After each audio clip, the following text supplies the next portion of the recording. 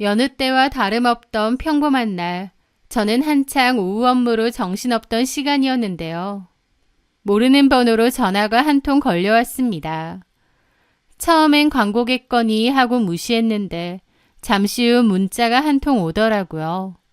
보니까 박진우 씨 일로 통화 좀 하고 싶은데요. 라고 온 겁니다.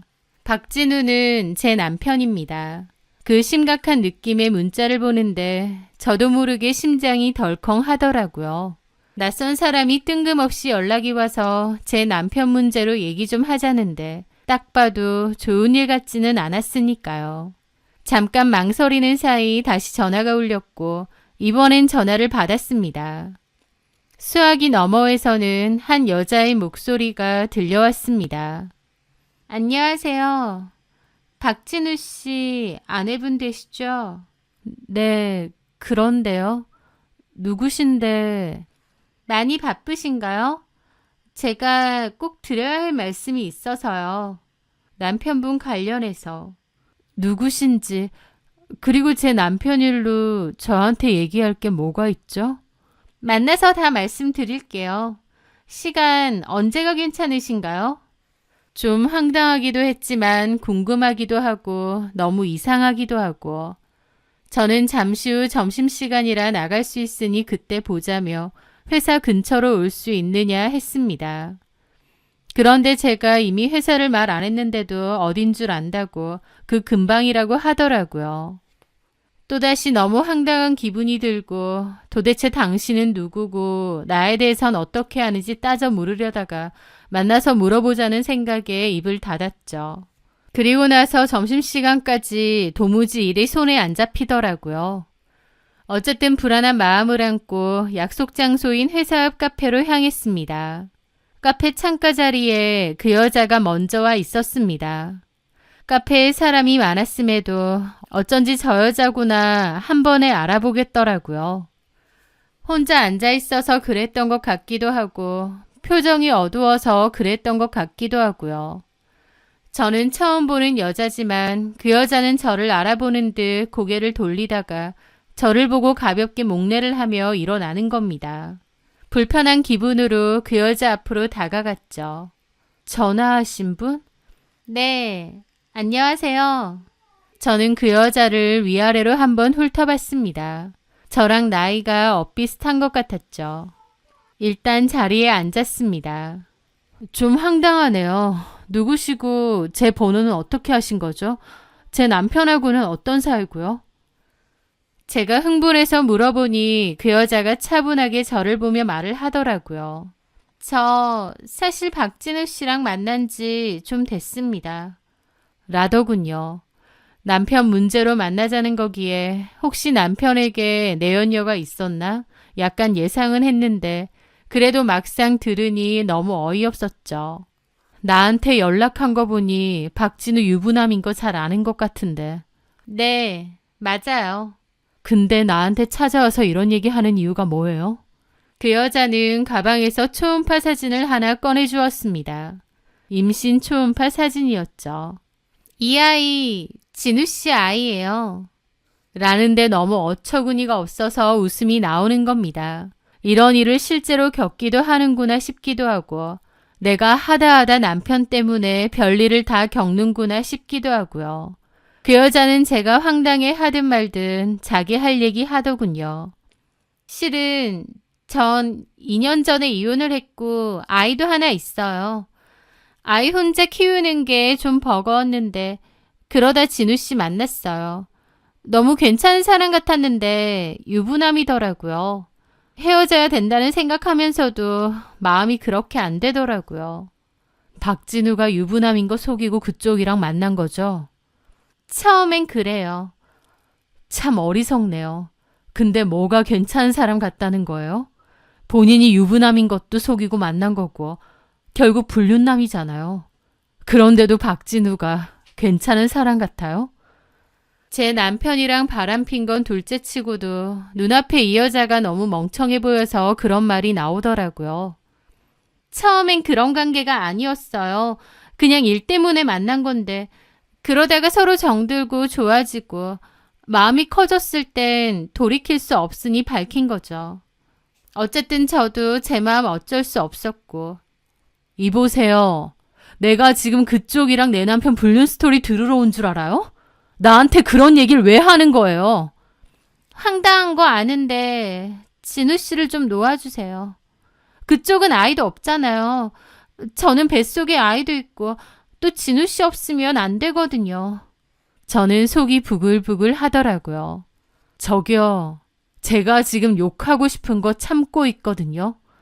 유부남이랑 바람나서 애까지 가진 주제에 본처한테 와서 이혼해달라. 미친 거 아니에요? 내가 지금 가만히 있으니 아무 말이나 해도 되는 것 같아요? 머리채 잡힐 각오도 있습니다. 내가 그쪽 머리채를 왜 잡아요? 쪽팔리게. 나 그런 짓 안 해요. 그것도 박진우 때문에? 참나. 됐고요. 상간소송 소장 보낼 테니 그런 줄 아세요. 별 미친 것들 다 보겠네. 저기 잠깐만요. 뭔데요? 제가 그냥 이혼해달라는 건 아니고요. 제가 전에 이혼하면서 받은 위자료하고 지금 갖고 있던 돈하고 합치면 1억 정도 되거든요. 그래서요? 그거 드릴게요. 대신 소송 없이 조용히 헤어져 주세요. 부탁드려요. 제가 드릴 수 있는 거 전부예요. 저 진우 씨랑 제대로 된 가정을 꾸리고 싶어요. 그 여자는 마치 자신이 비련의 여주인공이라도 된 듯 눈물을 글썽이며 저를 쳐다보더라고요. 남의 가정 파탄내고 있는 주제에 자기가 무슨 대단한 로맨스의 주인공인 양 행세하는 꼴이 어이없다 못해 우스꽝스럽기까지 한 겁니다. 게다가 이 뻔뻔함은 도대체 뭔가 싶기도 했죠. 하지만 저는 그 순간 아무 말도 하지 않았습니다. 왜냐면요. 그 순간 제 머릿속을 스쳐 지나간 감정은 슬픔도 분노도 아니었거든요. 남편이 바람을 피웠고 그 상대 여자가 찾아와 돈 줄 테니 이혼해달라는데 제 감정은 슬프지도 화나지도 않았다니 너무 이상하게 들리시죠? 그런데 그 순간 저는 오히려 아이러니하게도 이건 기회다. 놓치면 안 된다. 라는 생각까지 들었습니다. 저는 마음속으론 이미 그 여자의 제안을 받아들이고 남편과 바로 이혼할 결심도 했습니다.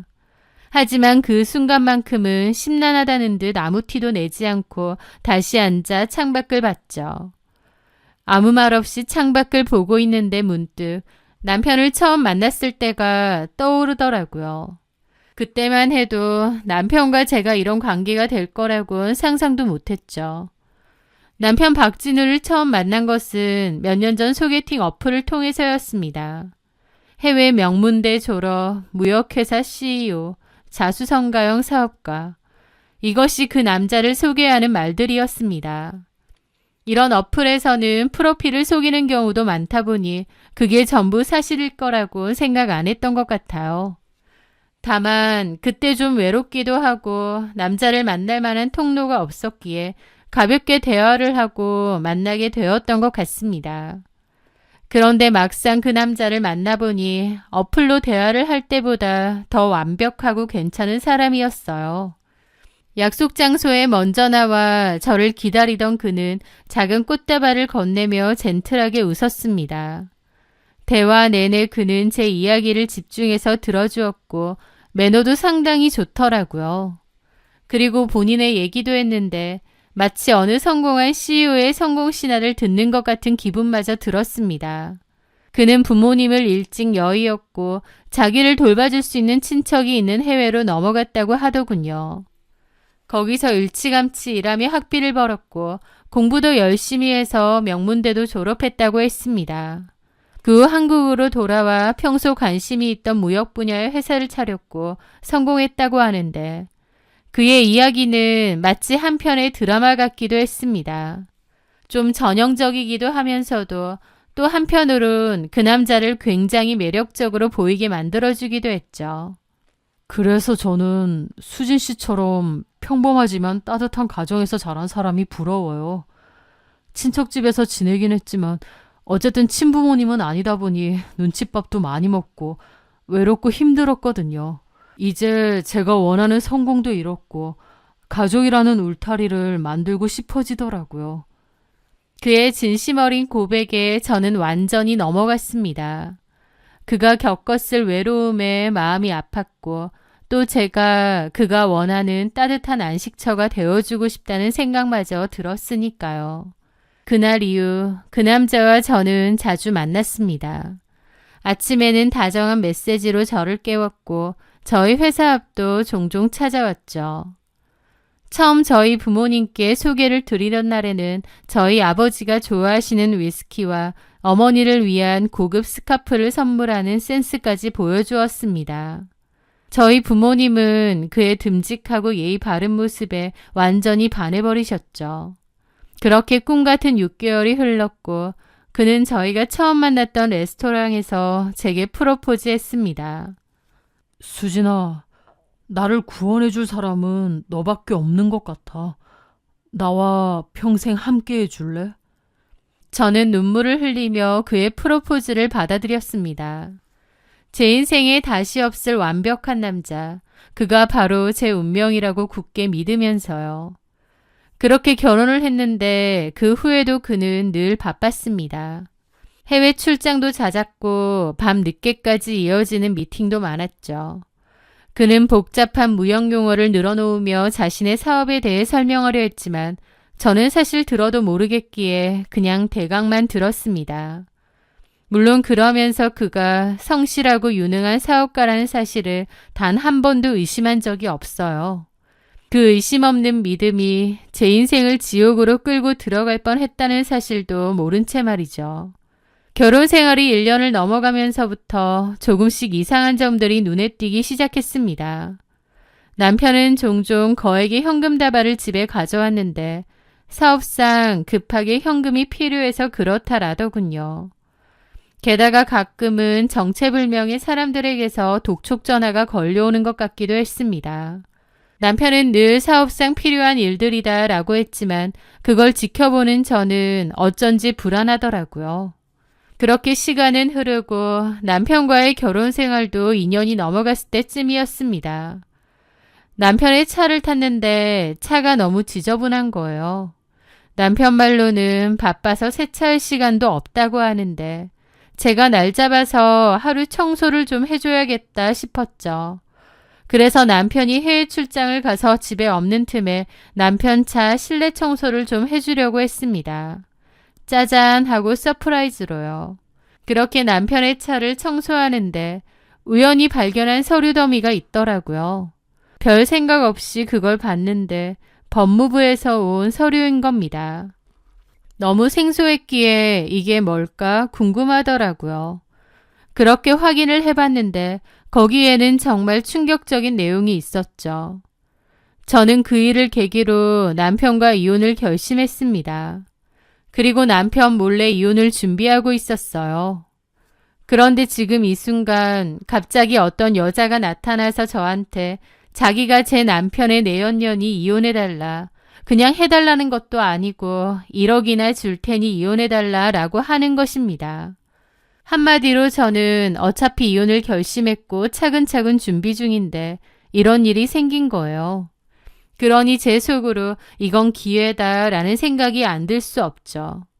하지만 바로 그 여자에게 옳다쿠나 하면서 제안을 받아들이면 안 될 것 같더라고요. 그래서 오히려 싫다고 거절을 했습니다. 지금 장난치세요? 1억 줄 테니 내 남편하고 헤어져라? 저는 정말 진우 씨가 필요하고 나도 내 남편 필요해요.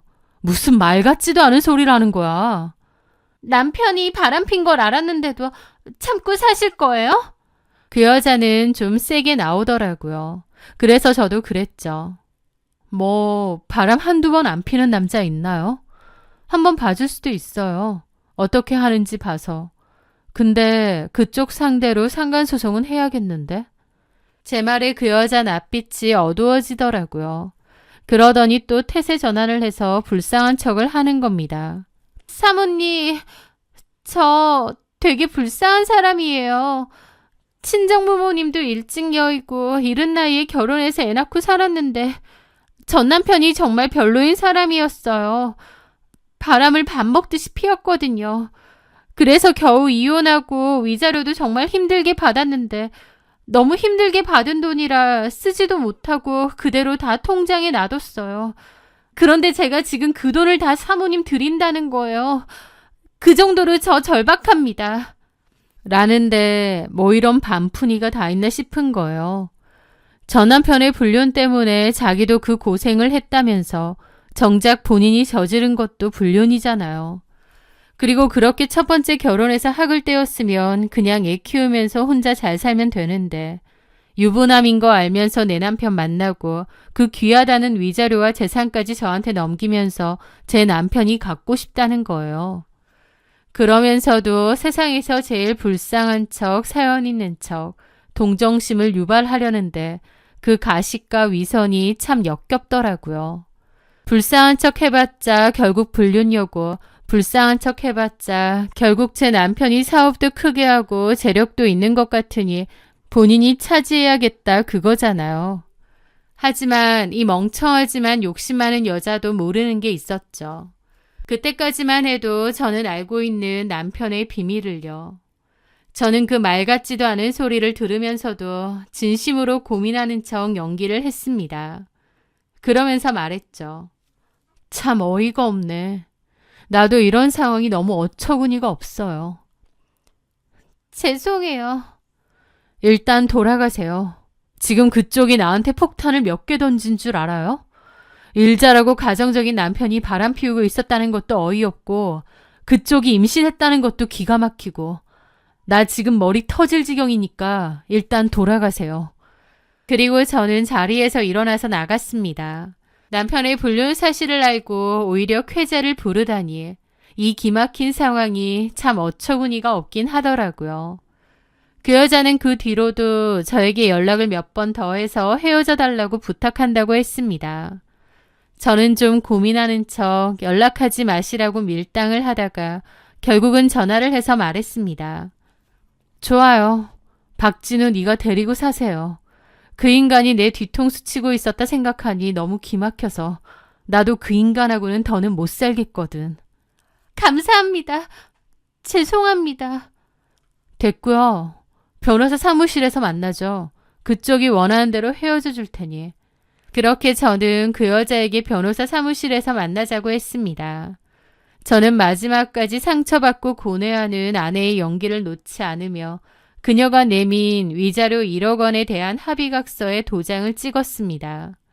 이 돈 받는다고 내 상처가 아물지는 않겠지만 나보다는 당신에게 그 인간이 더 필요할 것 같네요. 제 처연한 연기에 그녀는 죄책감 가득한 얼굴로 미안하다며 고개를 숙였습니다. 저는 이 말 같지도 않은 연극이 참 어이없다는 생각을 속으로 하면서도 그냥 겉으로는 최대한 티내지 않았어요. 그녀는 그 후 저에게 3차례에 걸쳐 총 1억 원을 이체했고 저는 입금 알람을 확인하고 나서야 이혼 서류를 준비했습니다. 그날 밤 저는 남편에게 이혼 서류를 내밀었습니다. 남편은 너무 뜬금없다는 듯 놀라더군요. 왜냐면 남편에겐 티를 안 냈거든요. 갑자기 이게 뭐냐는 그 인간한테 그간 있었던 일을 다 얘기했습니다. 제가 원래도 이혼 준비를 하려 했었다는 얘기는 하지 않았고 네 상간녀가 찾아와서 이혼을 요구하더라는 얘기는 했죠. 남편은 엄청 당황하더라고요. 저는 그 여자가 임신까지 했다며 이혼해달라고 부탁한다고 했다면서 저는 더는 못 살겠다고 이혼하기로 했다고 했습니다. 남편은 몹시 낭패인 얼굴이었어요. 저를 끝까지 속일 수 있을 줄 알았겠지만 그 여자가 저를 찾아와서 다 말할 줄은 몰랐겠죠. 그리고 제가 생각보다 담담한 태도로 이혼해준다고 이미 내 마음 정리는 끝났다고 하니 그것도 놀랐을 테고요. 상간소송하고 이런 짓 안 해. 그냥 깨끗이 이혼해 줄 테니까 협의이혼으로 최대한 빨리 끝내자. 저기요. 이제 그렇게도 부르지 마. 내가 지금 겉으론 괜찮아 보여도 속은 아니거든. 폭발하기 직전이니까 건들지 마. 남편은 아무 말도 하지 못했죠. 결국 그렇게 협의이혼 서류에 도장을 찍었습니다. 남편이 떠난 텅 빈 집에서 저는 홀로 샴페인을 터뜨렸습니다. 1억이라는 돈이 생겨서가 아니었습니다. 제 인생 최악의 쓰레기를 심지어 돈까지 두둑히 받아가면서 안전하게 치워버렸다는 사실에 대한 해방감 때문이었죠. 제가 그날 남편의 차에서 발견한 서류는 뭐였는지 이제는 말씀드릴 수 있을 것 같네요. 제가 발견한 건 바로 출소 후 정기 신고 관련 통지서였습니다. 출소라니 너무 충격이었고 남편에 대해서 알아보게 되었어요. 그리고 남편의 과거에 대해 알게 되었죠. 불법 유사 수신행위 사기범이 바로 남편이었습니다. 해외 명문대 출신 CEO도 아니었어요. 최종 학력은 중졸이고 이름까지 바꾼 정과 사범의 전문 사기꾼이었더군요. 그의 범죄 수법은 이랬습니다. 자수성가한 젊은 사업가라는 완벽한 가면을 쓰고 사람들에게 접근한 뒤 그럴듯한 말솜씨를 내세워 해외 희귀 원자재 거래 같은 아이템을 내세우고 원금 보장은 물론 월 10%의 수익을 보장한다는 말로 투자자들을 현혹하는 것이었습니다. 물론 모든 것은 거짓말이었습니다. 그의 신규 투자자의 돈으로 기존 투자자의 수익을 돌려막으며 신뢰를 쌓았어요. 저와의 결혼까지도 그의 사기 중 하나였습니다. 저의 평범하고 선량한 이미지로 자신의 신뢰도를 높이고 안정적인 가정을 꾸린 모습을 보여주려 한 거죠. 제가 발견했던 거액의 현금 따발은 새로운 피해자들에게서 뜯어낸 투자금이었고 집으로 걸려오던 독촉 전화는 수익금 지급이 늦어지자 불안해진 투자자들이 보내는 경고였던 것이죠. 이 모든 사실을 알게 된 저는 남편과 이혼을 결심했으나 문제는 남편이 정가 사범이나 되는 악질적인 범죄자인데 그리고 저까지도 자신의 사기에 이용하는 사람인데 제가 갑자기 헤어지자고 했을 때 어떤 보복 같은 걸 하면 어쩌지라는 고민이 있었던 거예요. 결혼해서 살던 사람이 사실은 모든 게 거짓이고 정가 사범의 정가자라는데 거기다 대놓고 바로 이혼하자라는 말이 안 나오더라고요. 그래서 이런 증거들을 다 철저하게 모아서 법적으로 신속하게 이혼을 해야겠다고 결심을 했던 겁니다. 그런데 그 와중에 그 여자가 운명처럼 나타난 거고 저는 남편의 불륜이라는 이유를 핑계 삼아 돈까지 받고 이혼을 한 거죠. 남들은 제가 남편이 바람펴서 이혼당한 불쌍한 여자인 줄 알겠지만 실상은 그렇지 않았던 겁니다. 그렇게 이혼 후 저는 제 삶을 잘 즐기면서 살고 있는데 공교롭게도 우연히 동네 마트에서 장을 보고 나오다가 그녀와 마주쳤습니다. 그 여자는 어린 아기를 안고 있었고 첫째 아들이라고 했던 아이의 손을 잡고 있었죠. 저한테 돈까지 주면서 헤어져 달라던 그녀의 얼굴에는 행복 대신 깊은 그늘과 피로가 가득했습니다. 별로 좋은 인연도 아니고 그냥 무시하고 지나가려는데 그 여자가 저한테 말을 걸더라고요. 안녕하세요. 아, 네. 그러고 가려는데 그 여자가 물어보는 겁니다. 잘 지내시나 봐요. 얼굴이 좋아 보이네요. 저는 그 말에 그 여자를 돌아봤죠. 저기요, 저희가 좋은 인연도 아닌데 굳이 이런 데서 말 안 거셨으면 좋겠는데. 그런데 그 여자는 제 말에도 아랑곳하지 않고 자기 얘기를 하더라고요. 솔직히 이해가 안 돼요. 아무리 돈을 받았다지만 남편을 빼앗겼는데 어떻게 그렇게 아무렇지 않을 수가 있어요? 후회되지도 않으세요? 그녀는 진심으로 궁금하다는 얼굴이었습니다. 자신은 사랑을 쟁취한 승리자이고 저는 모든 것을 잃은 패배자여야 하는데 어째서 제가 더 좋아 보이는지 납득할 수 없었던 거죠. 그러고 보니 그 여자의 얼굴에는 깊은 그늘이 서려 있더군요. 돈까지 주고 쟁취한 남자였는데 살아보니 썩 괜찮은 인간도 아니었을 테고 뭔가 알 수 없는 의문을 품고 있는 인간이라는 걸 그 여자도 느꼈겠죠. 그 여자의 물음에 그냥 무시하고 가려다 말해주었습니다. 제가 좋아 보여요? 그럴 수도 있겠죠. 솔직히 돈까지 두둑히 받고 쓰레기 같은 인간 치웠는데 안 좋을 게 뭐가 있겠어요. 쓰레기 그리고 돈, 그 두 단어가 그녀의 귀에 박히는 순간 그녀의 눈동자가 지진이라도 난 듯 흔들리기 시작했습니다. 그녀는 제 말의 의미를 바로 이해하지 못한 듯 잠시 멍한 표정으로 저를 쳐다보더라고요. 그러다 이내 제가 뱉은 말의 진짜 의미를 깨달았는지 얼굴에서 핏기가 사라지며 새하얗게 질려갔습니다. 자신이 전 재산을 바쳐 사온 남자가 사실은 제가 내다버린 쓰레기였다는 진실을 이제는 안 것 같았죠. 저는 아무 말 없이 그 자리를 떠났습니다. 그녀도 언젠가는 깨닫게 되겠죠. 자신이 전 재산을 주고 사온 것은 빛나는 미래가 아니라 평생 그녀와 아이들의 인생까지 좀먹을 사기꾼이었다는 사실을요. 아니나 다를까 2년 정도가 지난 어느 날 전 남편의 투자 사기극으로 인해 결국 구속되었다는 소식을 들었습니다. 그 여자는 어린 아이와 첫째 아들까지 두 아이를 홀로 키우게 되었죠. 심지어 전 남편이 남긴 빚더미까지 떠안게 되었을 테고요. 그녀는 자기가 너무 불쌍하다고 그러니까 제 남편이라도 달라고 했는데 그 선택이 자신의 인생을 더 불쌍하게 만들었다는 걸 이제는 깨달았는지 모르겠습니다. 그 여자도 저도 현란한 말솜씨가 아니라 상대방의 진정성과 진심을 알아보는 눈을 키워야 될 것 같네요. 제 사연 들어주셔서 감사합니다.